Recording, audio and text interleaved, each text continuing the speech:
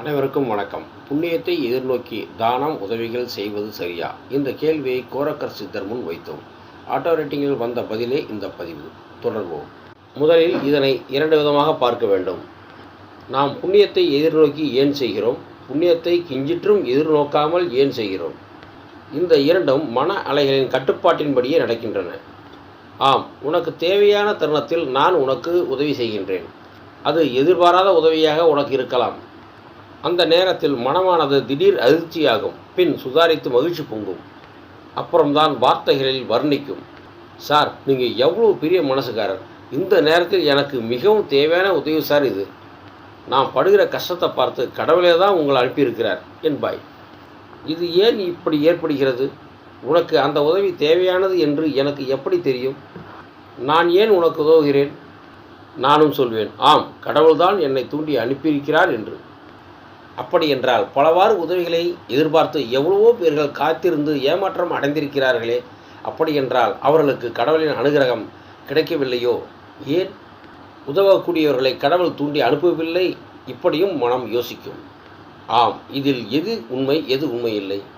இரண்டு விஷயங்களும் நேர் எதிரானவையாக இருக்கின்றனவே. இப்படி பார்த்த பின் இன்னின்ன வகையிலும் பிரிக்கலாம். நான் பிறருக்கு உதவி செய்கிறேன், தானம் செய்கிறேன். இவையெல்லாம் நான் பிரதிபலனை எதிர்பார்த்து செய்வதில்லை. எனக்கு தோணுகிறது, நான் செய்கிறேன். அந்த நேரம் என்ன தோன்றுகிறதோ அதை செய்வேன். நேற்று ரோட்டை கடக்க முடியாத ஒரு பெரியவருக்கு கைப்பிடித்து அந்த பக்கம் சென்று விட்டேன். இதெல்லாம் உதவின்னு நான் நினைக்கிறதே இல்லை. நாளைக்கு நானே வயசாகி போனால் எனக்கும் யார் உதவியாவது தேவைப்படும் தானே. இதனுள்ளே ஒரு எதிர்பார்ப்பும் வருகிறது. ஆனால் இதெல்லாம் என்ன மாதிரியான மனநிலை? ஒருவர் அன்னதானம் செய்கிறார். ஒவ்வொரு வெள்ளிக்கிழமையும் கோவில் வாசலில் உள்ள வறுமைப்பட்ட மக்களுக்கு உணவுப் பொட்டலங்களை தருகிறார். இதனை வாடிக்கையாகவும் செய்கிறார். அதற்குண்டான நிதி நிலைமை இந்த வெள்ளிக்கிழமை இல்லை என்றாலும் கடன் வாங்கியாவது உணவுப் பொட்டலங்களை தருகிறார். இவரின் மனநிலையின் ஒரே குறிக்கோள் உணவு தானம். இங்கு இவர் பிரதிபலனை எதிர்பார்த்து தருகிறாரா என்றால் இல்லை. ஏன், கடன் வாங்கியும் செய்கிறாரே. அப்படி என்றால் இவரிடம் புண்ணியத்தை எதிர்பார்த்து செய்ய தோன்றவில்லை என்றுதானே அர்த்தம். அப்படி இல்லை. கடன் வாங்கியும் செய்வது என்பது பிடிவாதம். இந்த பழக்கத்தை நிறுத்தக்கூடாது என்ற மனப்பாங்கு. இதற்கு புண்ணியத்தை நாடி அல்ல என்ற சொற்றொடரை பயன்படுத்த முடியாது. புண்ணியத்தை எதிர்நோக்கியும் செய்திருக்கலாம், ஆனால் நமது பார்வையில் அறிய முடியாது. சிலர் சொல்வதை நாம் கேட்டிருப்பது உண்டு. எப்பா, இன்றைக்கி நான் செய்கிற அன்னதானம், வஸ்திரதானம் நாளைக்கு என் தலைமுறைக்கும் உதவும். என் பிள்ளைகளுக்கு நான் புண்ணியத்தை சேர்த்து விட்டு போகிறேன், அவ்வளோதான் என்பர். அது அவர்களின் மனலயம். இப்படி நிறைய வகையான தானங்கள், தற்போது உடல் உறுப்பு தானங்களையும் சேர்த்து கொள்ளலாம். இதற்கெல்லாம் அடிப்படை மனம்தான் புண்ணியத்தை எதிர்நோக்கியா அல்லது எதையும் எதிர்பாராமலா என்று முடிவெடுத்து ஒவ்வொன்றையும் ஆட்கொள்கிறது. இங்கு எனக்குள் உண்டாகும் மனநிலை உனக்கும் இருக்கக்கூடும் என்பதில்லை, மாறுபட்டும் இருக்கலாம். ஆனால் இங்கு நாம் சொல்ல வருவது புண்ணியத்தை எதிர்நோக்கி தானமோ உதவியோ செய்யலாமா என்பதே.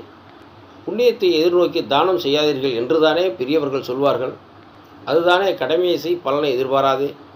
உனக்கானதை நான் தருவேன் என்றுதானே பகவான் சொல்கிறார். ஆம், பெரியவர்கள், மகான்கள், பகவான் சொல்வதெல்லாம் சரிதான். ஆனால் விகிதாச்சார அடிப்படையில் பார்த்தால் பலனை, அதாவது புண்ணியத்தை தனக்கோ தன் வாரிசுகளுக்கோ எதிர்பார்த்து செய்பவர்கள்தான் அதிகம். அப்படி பார்த்தால் நீயும் கூட புண்ணியத்தை எதிர்நோக்கியே ஏதாவது சில உதவிகளை சிலருக்கு செய்திருக்கக்கூடும். சரிங்க, புண்ணியத்தை எதிர்பார்த்தே செய்தேன் என்று வைத்துக்கொள்ளுங்கள். அதனால் என்ன தவறுக்கு இடம் இருக்கிறது? உனது மனம் கேள்வியை தொடுக்க எத்தனைக்கலாம். ஆனால் என்னை பொறுத்தவரை ஒருவன் புண்ணியத்தை எதிர்நோக்கி செய்வதற்கும் எந்தவித எதிர்பார்ப்பும் இல்லாமல் உடனே செய்வதற்கும் காரணம் அவர்களுக்குள் இருக்கும் மனதின் வேலை. அவ்வாறு அவர்கள் கொடுக்க செய்ய தூண்டுவதும் மனமே. எது உனக்கு கட்டளையிடுகின்றதோ அதுவே உன்னை புண்ணியத்தை நாடலாமா நாட வேண்டாமா என்பதை முடிவெடுக்கிறது. இங்கு மனம்தான் பிரதானம்.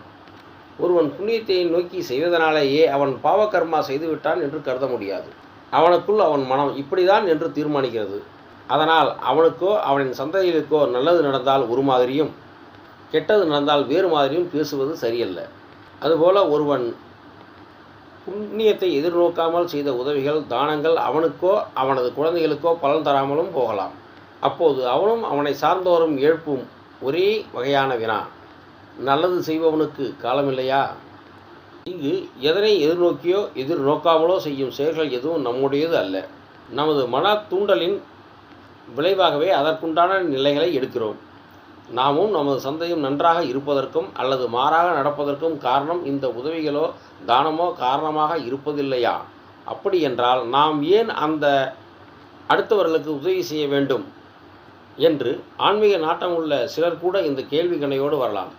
ஆம், நாம் எதை செய்ய பிறக்க வைக்கப்படுகிறோமோ அதை செய்கிறோம். நம் செயல்கள், எண்ணங்கள் எதுவுமே நம்முடைய ஆதாரத்தில் அல்ல. அவற்றின் மூலாதாரமே வேறு. அதனை காணவும் கேட்கவும் முடியாது. நாம் செய்த கர்மா, அது இந்த ஜென்மத்திலோ போன ஜென்மத்திலேயோ, நம் தாய் தந்தை செய்த கர்மா, மூதாதையர் கர்மா எல்லாமும் கலந்து வருகிறது என்றாலும் அதனை பிரித்தெடுத்து பார்த்து ஏன் இப்படி நடக்கிறது, இதற்கு இதுதான் காரணம் என்று யூகித்து அறிய முடியாது.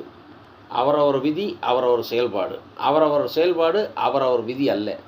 ஆம், மாய ஒளியில் சிக்குண்டு தவிப்போர்கள் எதனை எதிர்நோக்கி எதனையும் எதிர்பாராமல் செய்தாலும் புண்ணியத்தை தருமா பாவத்தை தருமா என்பதெல்லாம் கட்டுக்கதை என்பதை விட மனதின் நிலைப்பாடு எனலாம்.